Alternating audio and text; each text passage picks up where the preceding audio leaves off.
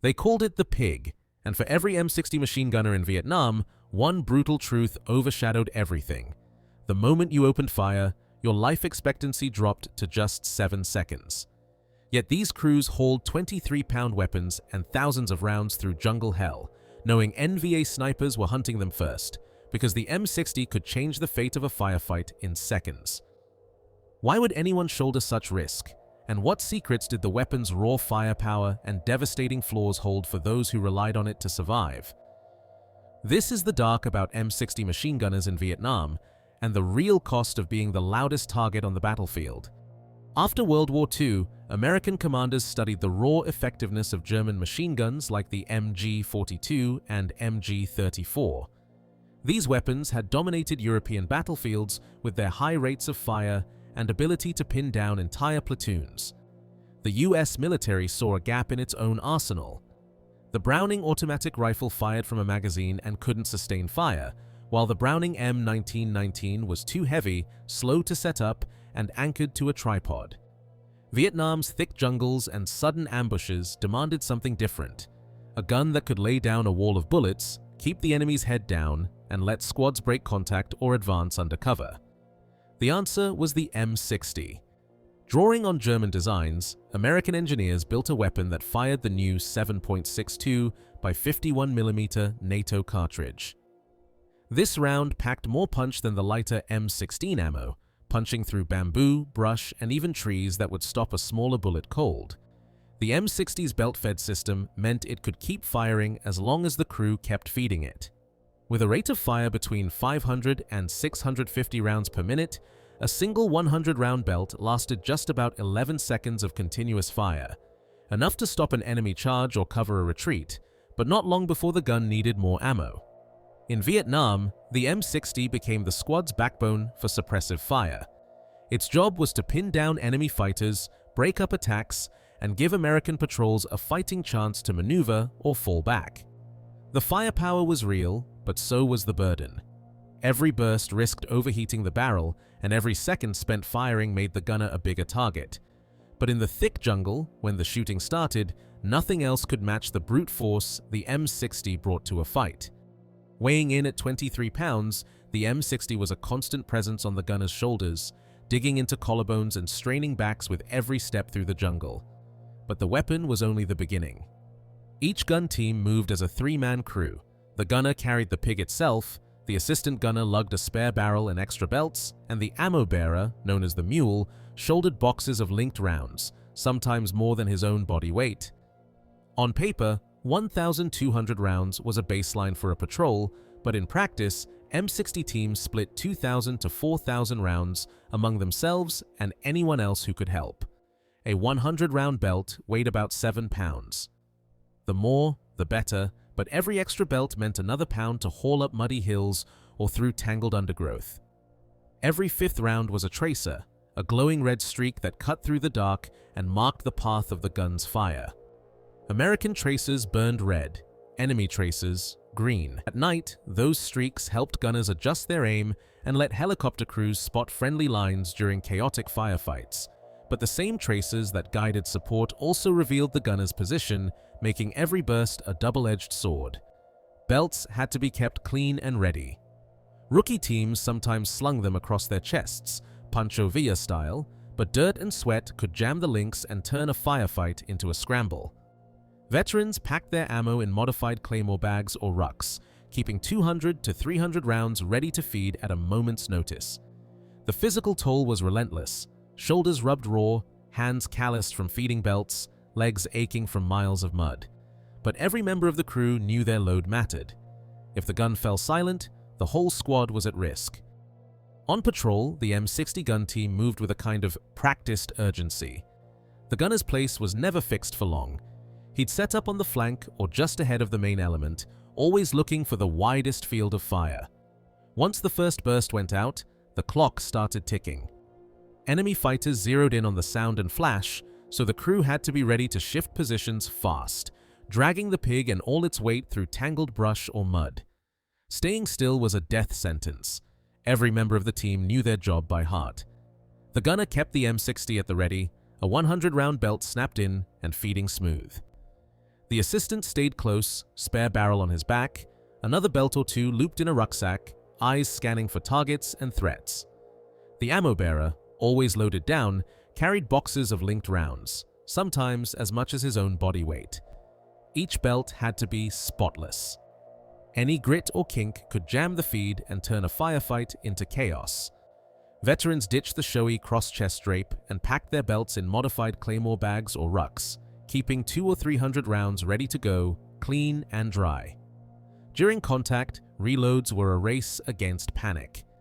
The top cover snapped open, a fresh belt slammed in, cover down, and the gun was hot again in seconds. Crews drilled until the motion was muscle memory, sometimes blindfolded because darkness or nerves could make fingers clumsy. The best teams linked belts together before a patrol, sometimes running 3 or 4 in a row to keep the gun firing longer when it mattered most. Even then, every 5th round was a tracer, red streaks for American guns, a warning and a guide in the dark, but also a beacon for anyone hunting the source. Quick thinking kept the M60 alive. If a belt snagged or the feed stuttered, the assistant would clear the jam on the fly, hands moving without a word. Tripods, issued by the book, stayed behind more often than not. Too heavy, too slow. Mobility was the rule.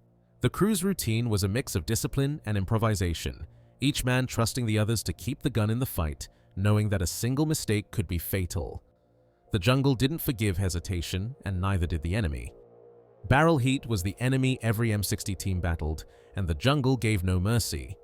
In a firefight, a gunner might rip through 2, 3, even 4 belts in minutes, each 100-round belt gone in about 11 seconds. The barrel would glow, the air shimmering around it. When the metal started to warp or rounds began to cook off, the only option was a fast barrel swap. The assistant gunner would be ready, glove on, spare barrel out. The gun snapped open, the old barrel twisted free, and the new one locked in, all while rounds still cracked overhead. Every second spent on this drill was an eternity, but hesitation meant the gun might seize up, or worse, fail just when the squad needed it most. Yet, even with discipline, the M60 had a mean streak. If the sear wore down or grit jammed the trigger group, the gun could run away, firing uncontrollably even after the gunner let go. Suddenly, the weapon was in charge, chewing through the belt, spitting rounds until nothing was left. Teams learned to react in a flash.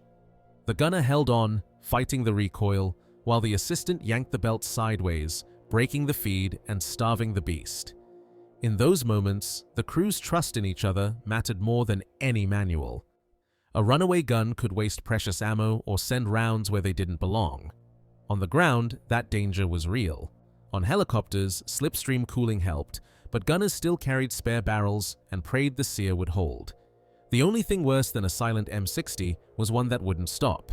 For every burst, there was a cost: time, sweat, and the constant risk that the machine might turn on its own crew. But with practiced hands and split-second teamwork, M60 teams kept the pig in the fight, even when steel threatened to betray them. From the open doors of a Huey, the M60 became a different beast. Freed from the mud and sweat of the jungle, door gunners could let the pig roar in long, punishing bursts. The slipstream of the helicopter's flight blasted across the barrel, carrying away heat that would have crippled the gun on the ground. With the handguard stripped off and the gun lashed to bungee cords, gunners could keep firing far longer, sometimes running belts of 300, even 750 rounds, linked together for pure volume. The cooling wind meant fewer barrel swaps and less worry about cooking off rounds in the chamber. On the move, the M60 poured out suppressive fire, cutting through tree lines and rice paddies, keeping enemy heads down as troops landed or lifted off. In the air, the pig's appetite was only limited by how much ammo the crew could haul, not by how hot the barrel ran. Lessons from Vietnam didn't fade with the jungle mud. In the 1980s, the M60 E3 arrived, shedding nearly 5 pounds from the original design, down to about 18.7 pounds. This lighter frame made it easier for crews to maneuver, but the changes went deeper than weight alone. Engineers reworked the barrel swap system, improved the feed tray, and tweaked internal parts for smoother operation.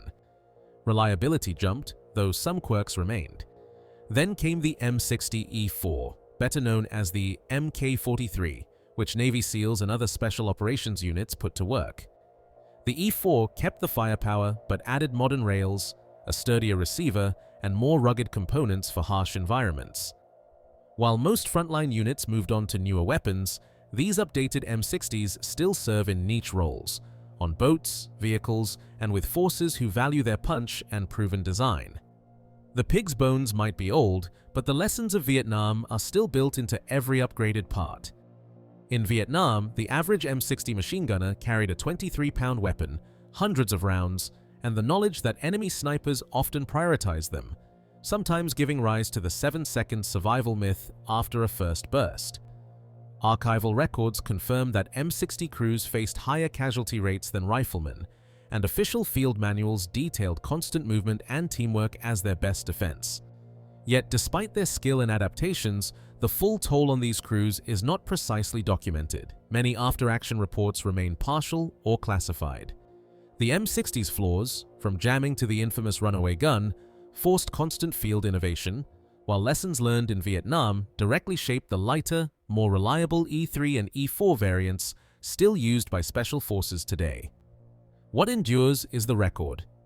M60 teams brought overwhelming firepower at a heavy cost, altering tactics and survival for a generation.